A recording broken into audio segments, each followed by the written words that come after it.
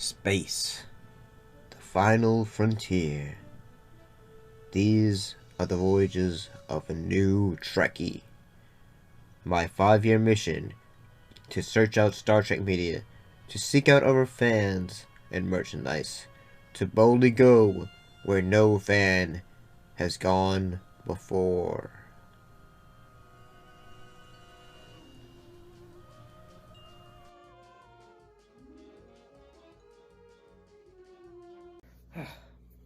Greetings and salutations. We're back to looking at a new show for this show. In this case, looking at the pilot episode of, parts 1 and 2 of Deep Space Nine, the episode Emissary.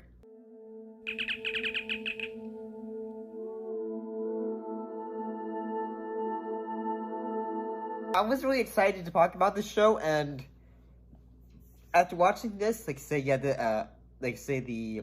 most episodes of Star Trek, some episodes are, what would be the word?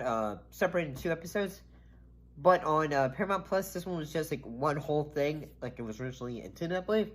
So we have that. So if I don't really tell you when exactly it is, I apologize. So what I'm gonna do about this one instead is I'm going to talk about the majority of the episode combined and give my total thoughts on it. But what actually happened in this episode? Well, basically what the series is about a space station located near the planet Major, as the Bajorians were recover from a brutal decade-long occupation by the imperialistic Kardashians. In the first episode, Benjamin Cisco... This is outrageous! I agree, but you leave me no choice. You're violating Bajoran law. Now, I will ask you one last time. Release that ship immediately. We are your allies. Major, lock phasers on M-Char's engines. Prepare to fire on my command. Phasers ready.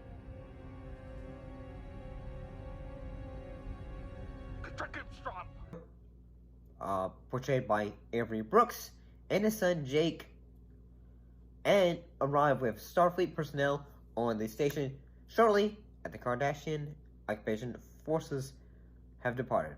While working to repair the station and assist the Bajorian people, Cisco discovers an unprecedented wormhole connecting Major to the distant, unexplored gamma quadrant of the galaxy and the mysterious incorporeal beings that inhabit it. I honestly feel the way this, the introduction to all the characters is done wonderfully. Is something bothering you, Major? You don't want to ask me that, Commander. Why not? Because I have the bad habit of telling the truth, even when people don't want to hear it. Perhaps I want to hear it. I don't believe the Federation has any business being here. The provisional government disagrees with you.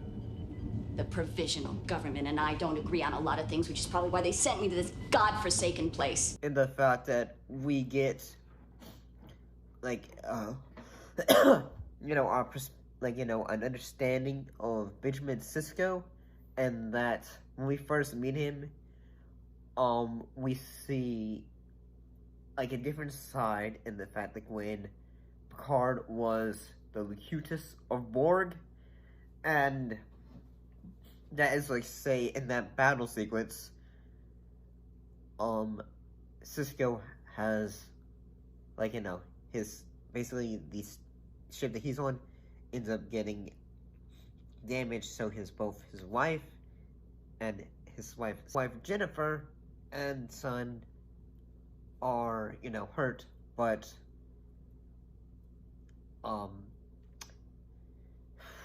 Jake is able to get up, but his wife Jennifer. Sir, just help me to get her free! She's gone! There's nothing we can do! We have to leave! Warning, damage to warp core. Containment failure in 2 minutes. That's it. Take the boy. I do have to say that Avery Brooks, in both of the episodes, like, you know, part 1 and part 2, he does a masterful job. One thing that's always, like, I've noticed, though, when it comes to Star Trek, it seems like most of the actors that have been in the series, they've all come from a theater-based background, which, you know, kind of always helps, and the fact that you're able to sell that more of a larger than life perspective when you're having to be the lead role or a captain in this case.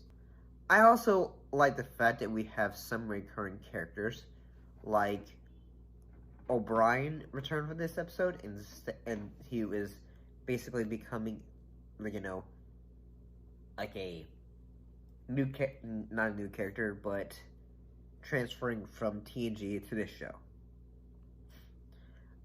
I will say that when we first see the character of Odo, at first, like, say, when he was being introduced, I didn't realize, oh, he is the security officer. I was expecting him to be, like, the doctor or something like that, but I just didn't really expect, oh, it's one of the characters and all that, because, you know, I've always been expecting, like, say, the doctor. Well, I guess because I had been watching Enterprise, so I was expecting another alien doctor. And I honestly like how, compared to Jean-Luc Picard or, say, Archer, how different Benjamin Cisco is compared to all those other captains. And he is, like, especially when he first meets other characters, it is just like, say, he commands a presence. My officers, Bajoran engineers, all their families depend on the shops and the services of this promenade. If people like you abandon it, this is going to become a ghost town. We need someone to step forward and say, I'm staying. I'm rebuilding. We need a community leader, and it's going to be you, Quark. I'm not really sure how exactly, like, you know, to, like, fairly, you know, I don't know. It's really kind of hard to, like, say, hey, what makes this episode great is in the fact that we have well-written introduction to new characters, as well as, like, say, hey, like, say, even though they are on a space station, they are still having the opportunity to go out and meet new things and discover, like, say, new areas of frontier. And I will say the moments when Cisco is, like, talking about the past, or after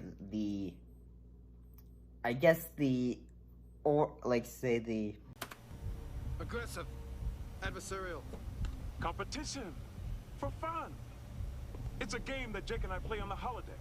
It's called baseball. Baseball? What is this?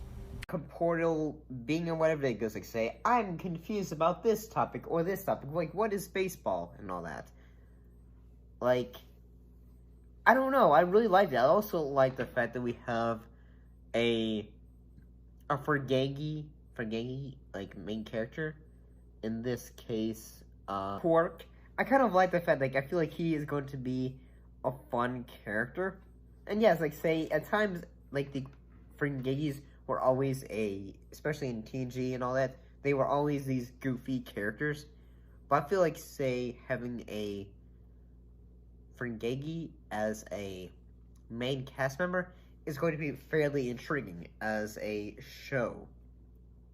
And just by the introduction of this episode, I really liked it.